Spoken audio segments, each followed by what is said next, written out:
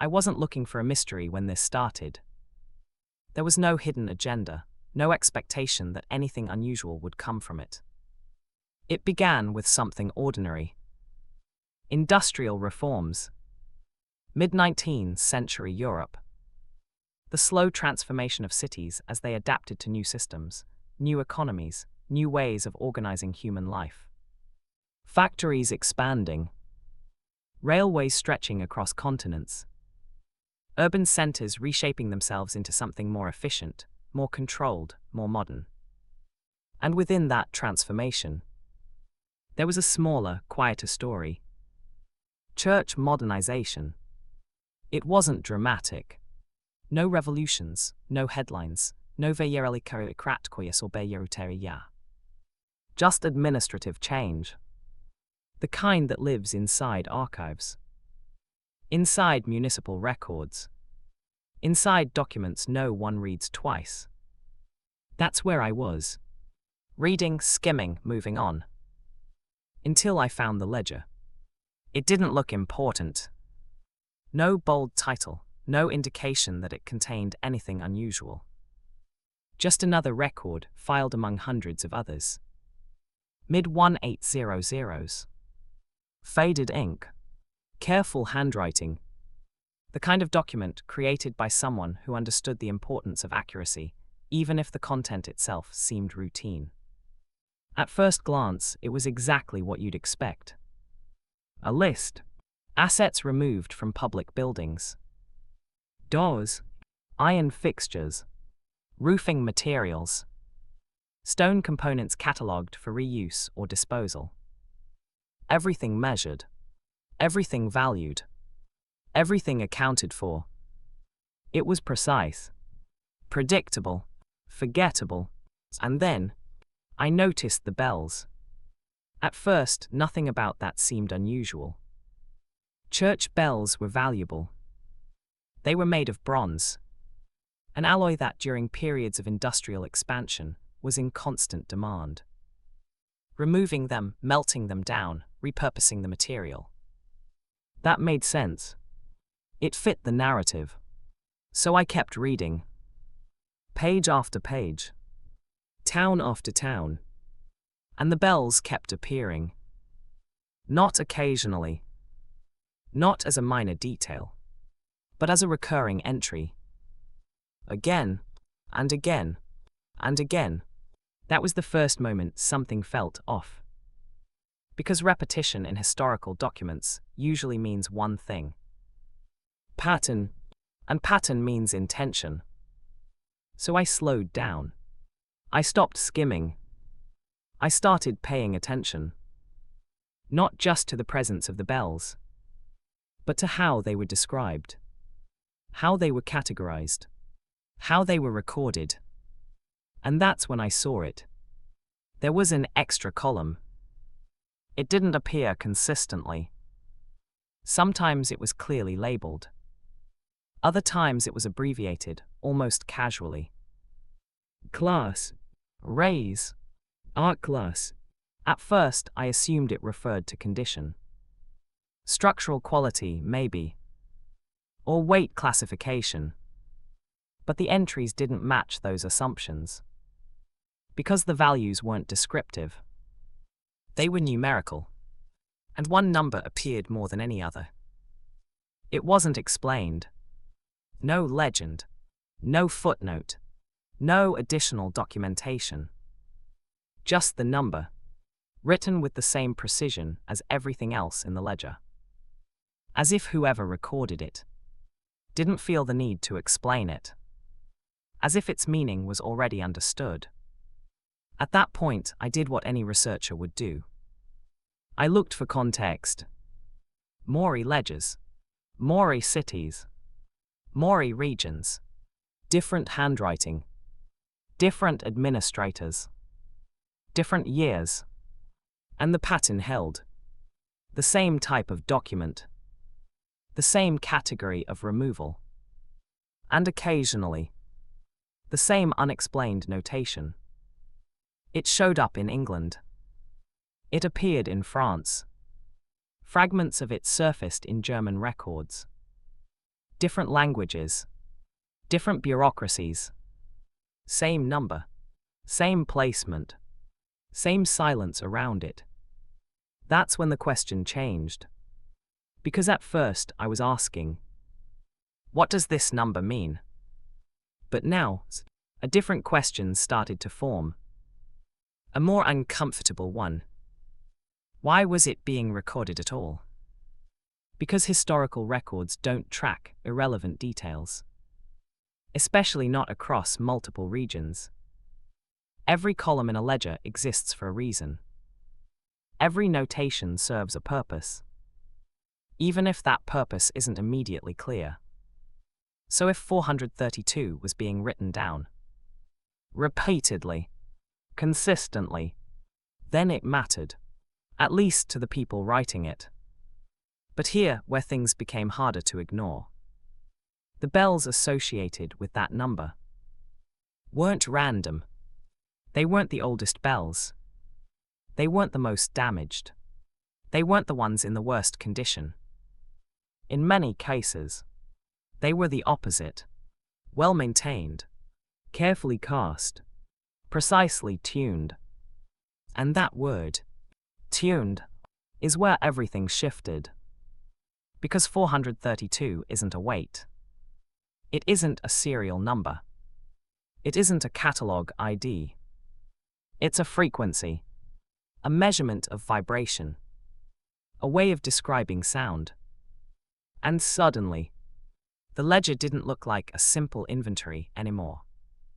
It looked selective, intentional, informed. I went back to the beginning. Read everything again. Slower this time. More carefully.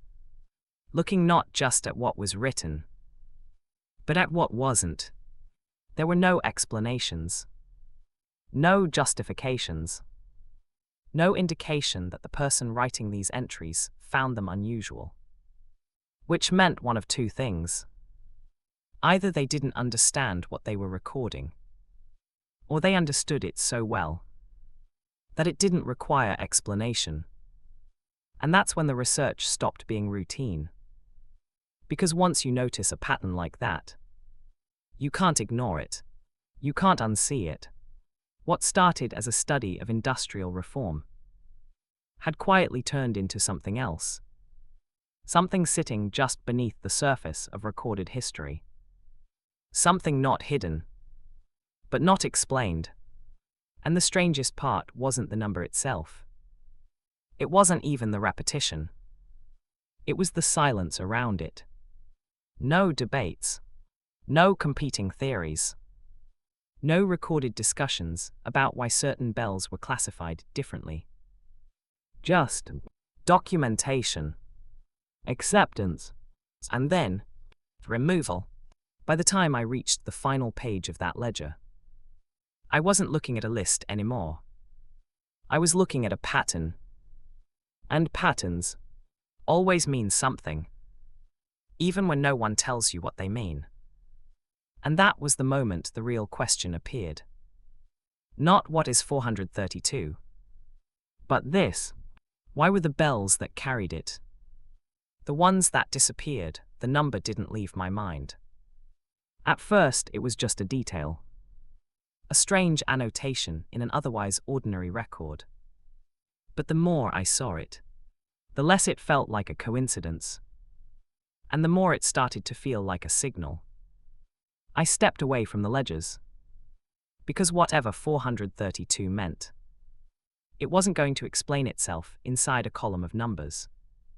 So I followed it somewhere else. Into sound. We think we understand sound. We hear it every day. Voices, music, noise. But what we experience is only the surface.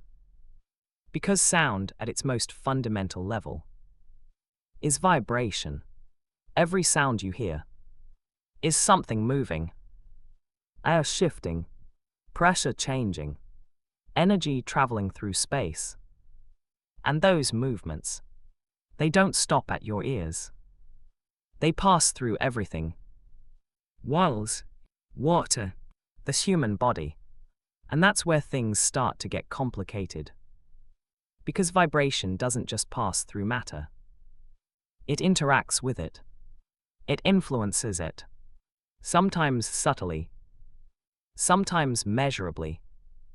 In controlled environments, different frequencies produce different physical patterns. Change the frequency, and the pattern changes. Water organizes differently. Particles align differently.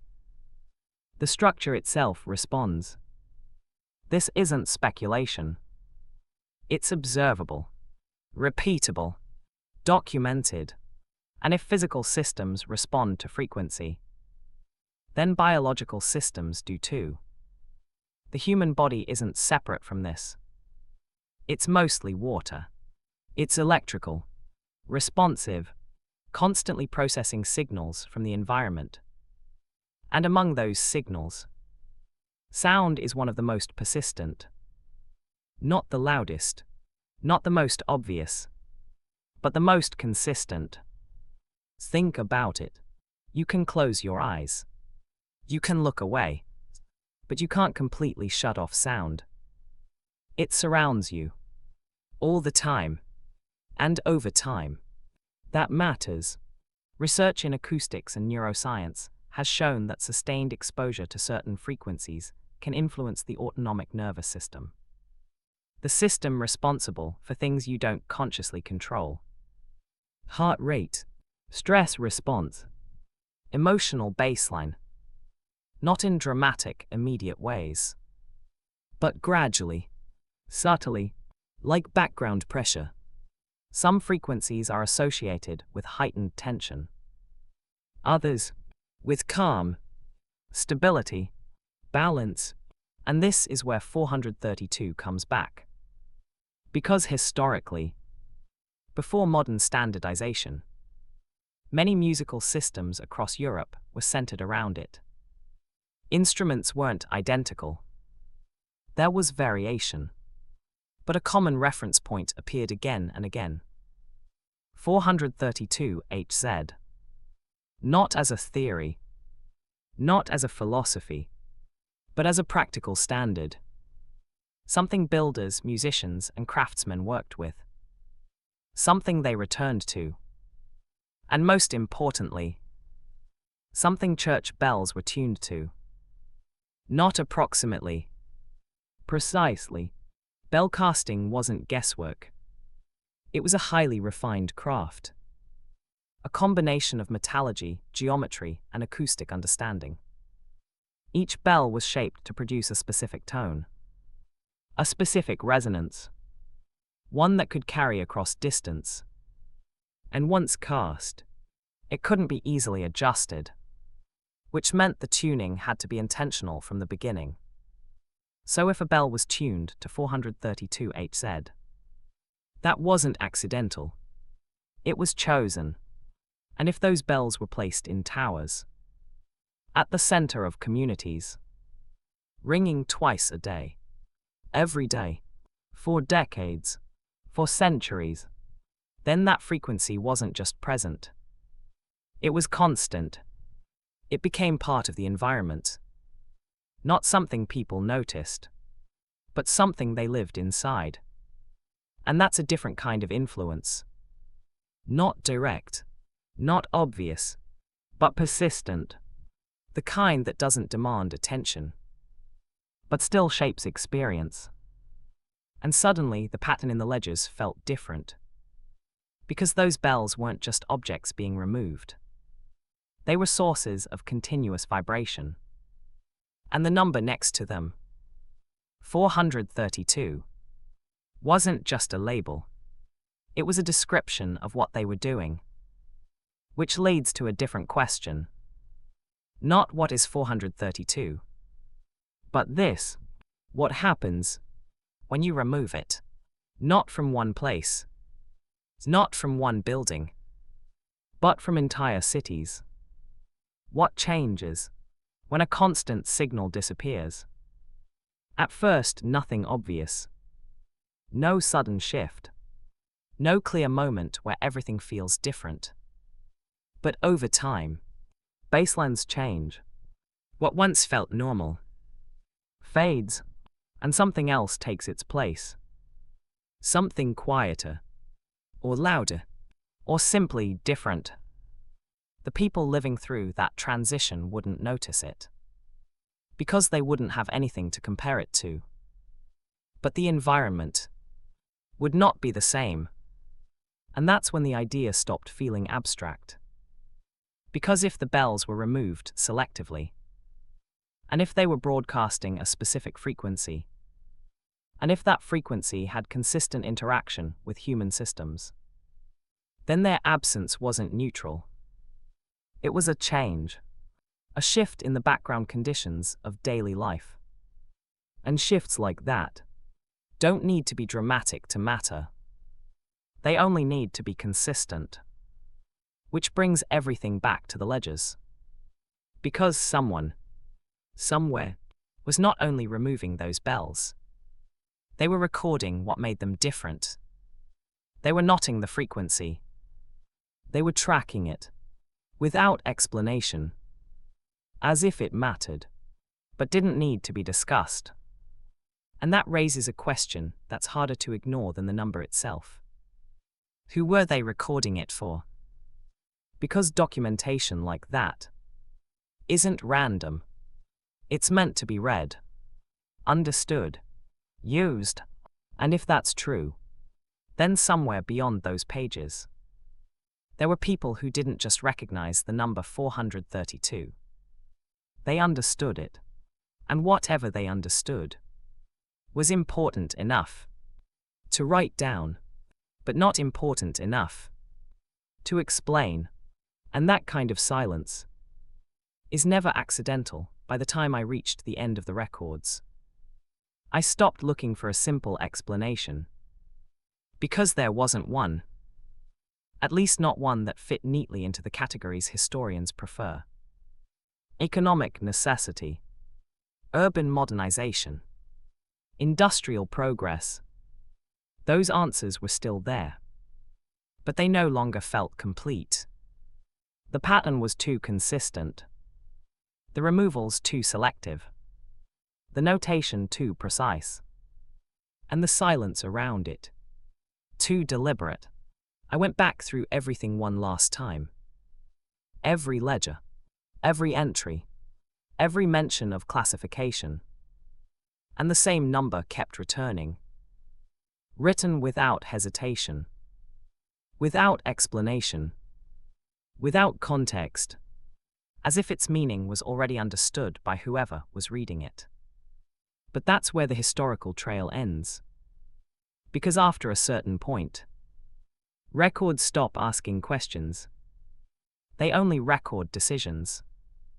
What happened to those bells is not difficult to trace in the physical sense. They were removed, melted down, repurposed, lost, some preserved, most gone. The towers remained, but the sound did not. And over time, something else changed too. Not suddenly, not visibly, but gradually, in the background of everyday life.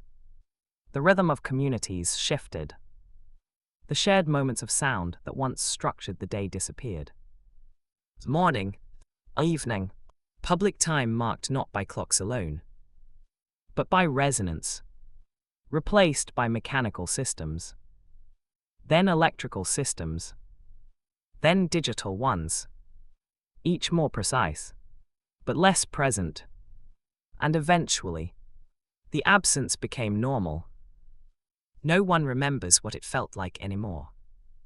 Not because it was erased violently, but because it was removed slowly enough. That memory had nothing solid to hold on to. That's the strange thing about large-scale change. It doesn't always announce itself. Sometimes it arrives quietly, through replacements, through standards, through decisions that seem purely technical at the time. A tuning shift, a material shortage, a modernization effort, small adjustments that only make sense when viewed individually. But when viewed together, They form something else. A transformation of environment. Not just cities, but the conditions those cities exist inside. And somewhere inside those conditions, people adapt. They always do. They have to. New baselines become normal. New expectations form. New definitions of everyday life emerge. Until the old version of the world is no longer recognizable as something that once existed. The towers still stand. I've seen them. In photographs. In towns that still preserve them. In places where history has been carefully maintained. Some are silent now. Some ring with modern mechanisms. But something about them feels incomplete. Like a function without its original purpose. And maybe that's all it ever was. A coincidence of industrial change. A byproduct of modernization. A story of materials and standards and efficiency. Or maybe it was something more subtle than that. Not a conspiracy. Not a hidden hand controlling everything. But a series of decisions made in different places. By different people. For different reasons. That happened to align in a way that changed the world quietly. Because history rarely needs a single mastermind to create large-scale transformation. Sometimes it only needs repetition. And time. What remains isn't proof of intent. It's a pattern. Fragmented. Incomplete. Open to interpretation. And that's where it has to stay. Because the moment you try to force certainty onto something like this, you stop seeing what's actually there. So what's left is simpler. Not answers, but questions. What was removed from those spaces? Wasn't just metal. It was sound. And sound, once removed from a place, doesn't leave a visible trace. It leaves absence. And absence is easy to ignore. Until you remember that it used to be something you lived inside, without ever thinking about it. Maybe that's all this ever was.